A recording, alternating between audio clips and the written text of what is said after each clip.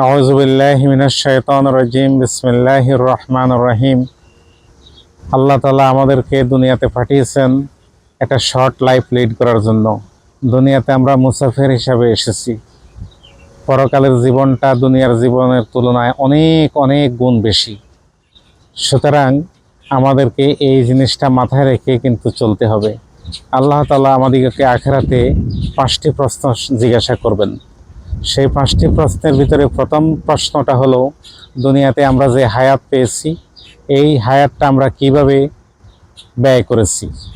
দ্বিতীয় প্রশ্ন হলো, আমরা যেই যৌবনকাল পেয়েছি সেটা আমরা কিভাবে খরচ করেছি। তৃতীয় প্রশ্ন হলো, আমরা কিভাবে সম্পদ উপার্জন করেছি। চতুর্থ প্রশ্ন হলো, আমরা কিভাবে সম্পদ ব্যয় করেছি, অর্থাৎ অর্থ সম্পদ আমরা কিভাবে খরচ করেছি। পঞ্চম প্রশ্ন হলো, আমরা যে এলেম অর্জন করেছি তা দিয়ে আমরা কি আমল করেছি। এই 5টি প্রশ্নের জবাব না দেওয়া পর্যন্ত কোনো আদম সন্তানের পা মাটি থেকে লড়বে না।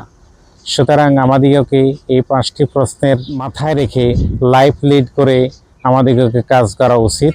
যদি আমরা এই 5টি প্রশ্নকে মাথায় রেখে আমাদের জীবনকে পরিচালনা করি, হয়তো আল্লাহ চায় আমাদিগকে আল্লাহ তাআলা পরকালে এই 5টি প্রশ্নের জবাব সহজভাবে পার করে দিবেন এবং আল্লাহ তাআলা আমাদিগকে এটাকে মাথায় রেখে কাজ করার তৌফিক দান করুক।